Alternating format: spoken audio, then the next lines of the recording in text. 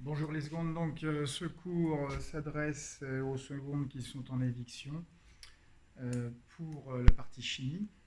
Alors, la dernière fois qu'on s'était vu, c'était pour faire l'activité 6, page 135.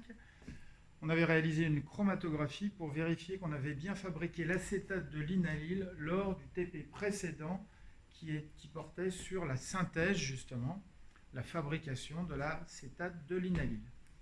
Alors, on avait eu le temps pendant cette activité de faire cette chromatographie, de l'interpréter et de dessiner les tâches grâce à la lampe à ultraviolet pour révéler cette chromatographie. Alors, ça, c'est la version du livre.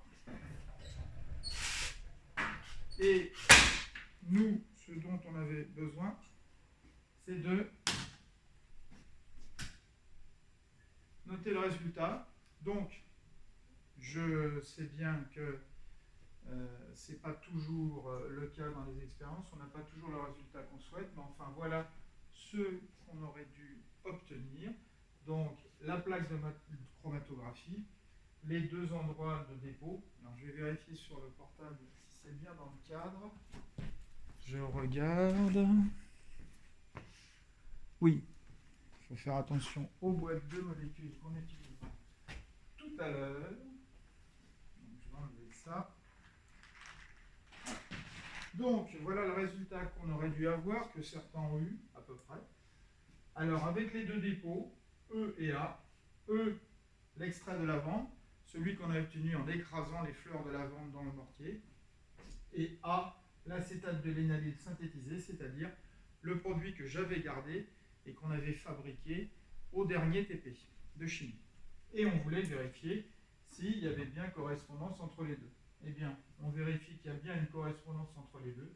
Il y a une tâche ici et ici qui sont au même niveau. C'est donc la même espèce chimique. Donc ce qu'on a fabriqué, l'acétate de linalyle, fait bien partie de l'extrait de lavande naturelle. On aurait pu rajouter, mais je n'avais pas à disposition le produit en question, un troisième dépôt pour bien vérifier que c'était de l'acétate de linalyle, en achetant de l'acétate de linalyle dans le commerce, en étant sûr de ce que c'est, le produit pur.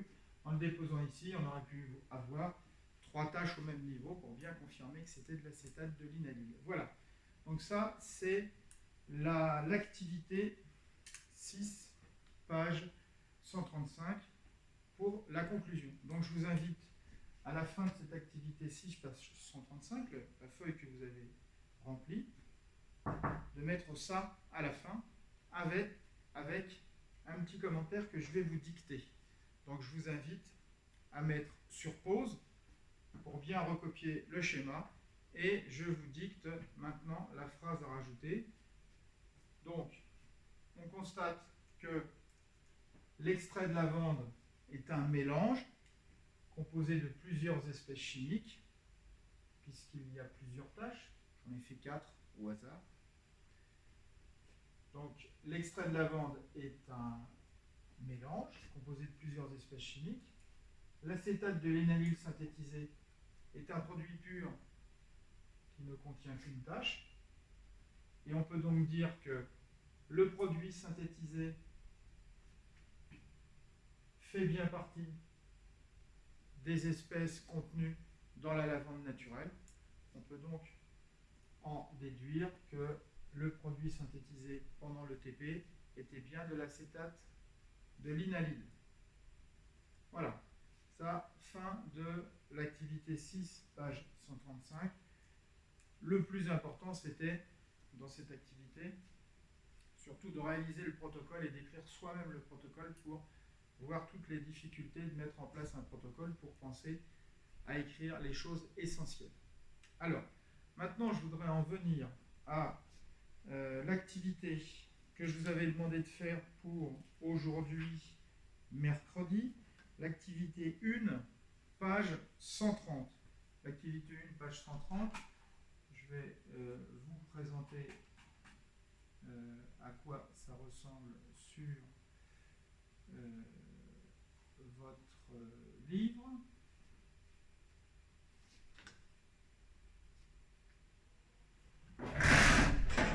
Voilà à quoi ça ressemble.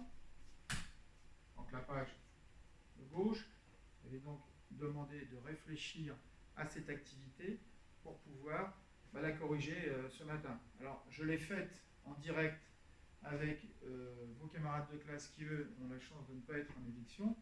Et on va donc corriger cet exercice ensemble. Alors, vous pouviez regarder la vidéo qu'on va re-regarder ensemble grâce à votre application Nathan Live qui vous permet d'avoir la vidéo sur votre téléphone portable. Et on va maintenant regarder la vidéo ensemble et je vais vous faire les commentaires nécessaires.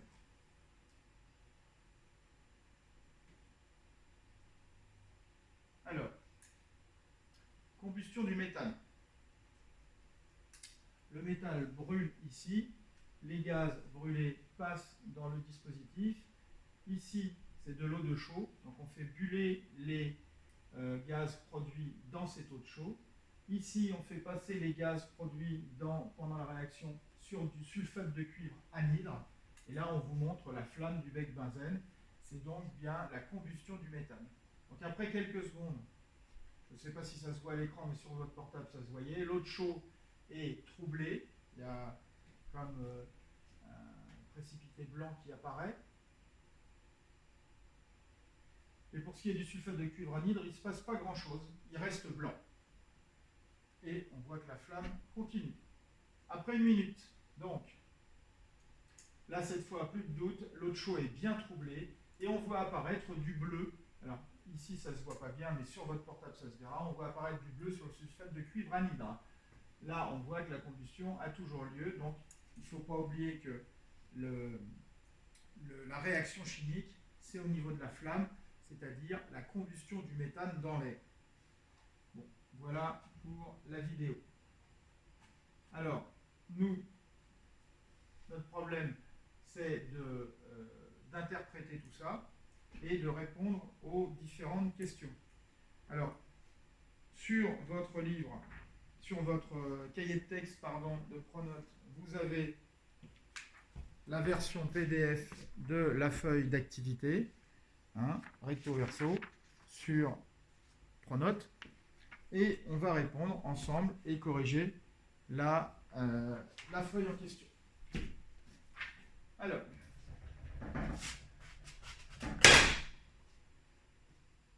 donc, première question. La première question, visionnez la vidéo et notez tous les points importants, espèces chimiques citées et tests utilisés. Donc, les points importants de la vidéo. Les espèces chimiques citées. Donc, c'est la combustion du méthane. Donc, première espèce chimique, le méthane. On vous dit que ce méthane brûle dans l'air. Donc, ce n'est pas une espèce chimique, l'air, c'est un mélange. Et il faut se rappeler, un mélange de quoi? Donc, on verra ça après. Donc, pour le moment, méthane, c'est la première espèce chimique citée. Ensuite, on vous indique sur la vidéo qu'il y a deux tests utilisés. Premier, le test à l'eau de chaux. Deuxième, le test au sulfate de cuivre anhydre. Le test à l'eau de chaux, il faut donc noter ce premier test, c'est le point important de la vidéo. Deuxième test, le sulfate de cuivre anhydre. Donc voilà, on a trois réponses à donner dans cette question 1. C'est la combustion du méthane, donc c'est le méthane. On utilise le test de l'eau de chaux et le test du sulfate de cuivre anhydre. C'est les 3 points à écrire dans la question. Citez les espèces consommées, appelées réactifs, lors de la combustion du méthane dans l'air. Précisez les formules de ces espèces chimiques. Donc ça, c'est la question numéro 2. Alors, les espèces consommées lors de la combustion. C'est le titre de l'expérience, c'est la combustion du méthane. Donc, c'est le méthane qui réagit avec l'air. Donc, le premier réactif, c'est le méthane. On me demande aussi de préciser sa formule.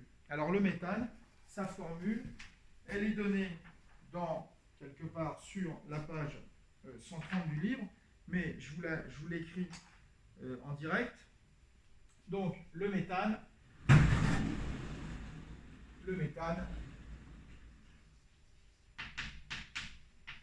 sa formule, c'est CH4. Un carbone, 4 hydrogènes. Je vous fais la formule développée. On rappelle qu'on avait vu au moment du cours sur les atomes et les molécules que le carbone avait 4 liaisons et l'hydrogène toujours une seule. Donc voilà le premier réactif avec son nom et sa formule brute, CH4. Le deuxième réactif, alors, à la page 1 de l'activité, je vous ai rajouté des précisions sur la combustion, sur le triangle du feu, qui indique qu'on a dans une combustion toujours un carburant et toujours un comburant. Le carburant ici, celui qui brûle, c'est le méthane. Le comburant, celui qui permet la combustion, eh bien, c'est le dioxygène qu'il y a dans l'air. Alors, dioxygène, di pour 2, dioxygène, ça veut dire qu'il y a 2 atomes d'oxygène. C'est la formule O2. Donc, je vais noter le deuxième réactif au tableau, le dioxygène.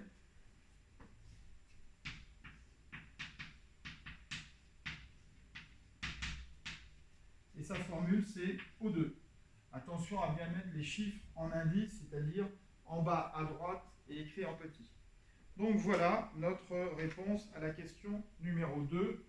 On nous demande de préciser les noms et les formules des espèces chimiques qui réagissent, des réactifs. Le méthane et le dioxygène. CH4O2. Passons à la question numéro 3. Cette fois, on me demande de caractériser les espèces chimiques par les 2 tests. Donc on a 2 tests ici, l'eau de chaud et le test au sulfate de cuivre anhydre. Alors l'eau de chaud et le sulfate de cuivre anhydre, c'est des souvenirs de collège, mais on avait utilisé le sulfate de cuivre anhydre dans un de nos premiers TP en septembre sur la caractérisation d'une boisson. D'accord ? Sur le test, l'analyse d'une boisson, pardon. Donc, on avait réalisé le test avec le sulfate de cuivre anhydre. Alors, le sulfate de cuivre anhydre, il sert à caractériser la présence d'eau, tout simplement, et c'est très simple. Quand il y a de l'eau, le sulfate de cuivre anhydre devient bleu. Donc, le sulfate de cuivre anhydre devient bleu, ça veut dire qu'il y a de l'eau. Alors, c'est ce qu'on note. Sulfate de cuivre anhydre.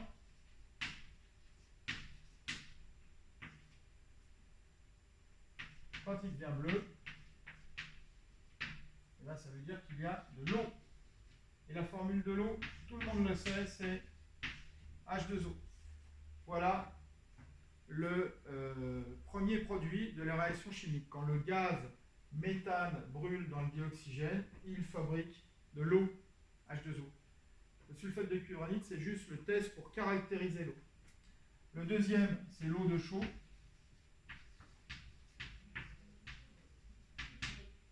Eh bien, l'eau de chaux, elle se trouble. Et quand l'eau de chaux se trouble, ça veut dire qu'on a du dioxyde de carbone.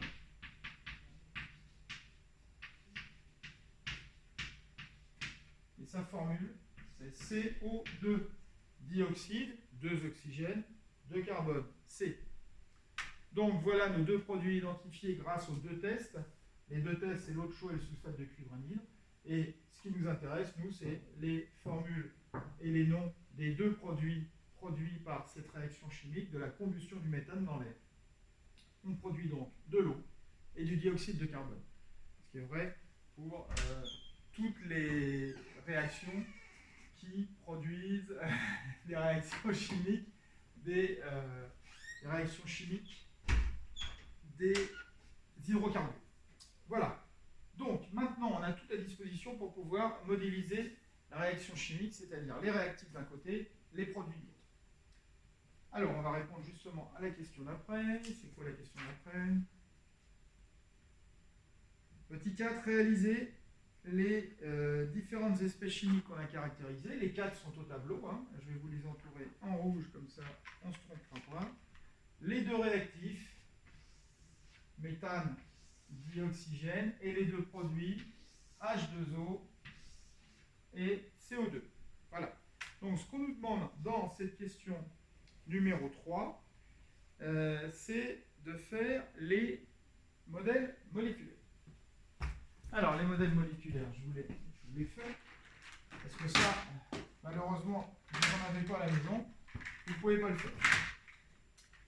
Alors, on va commencer par le CH4, le méthane. Le méthane.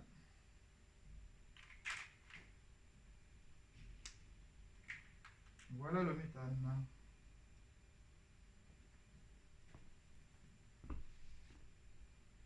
Voilà mon méthane. Ici, une boule noire, le carbone, 4 boules blanches, les 4 hydrogènes. Donc c'est H4. Voilà, c'est une molécule parfaitement symétrique. J'espère que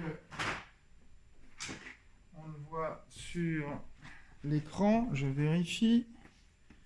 Non.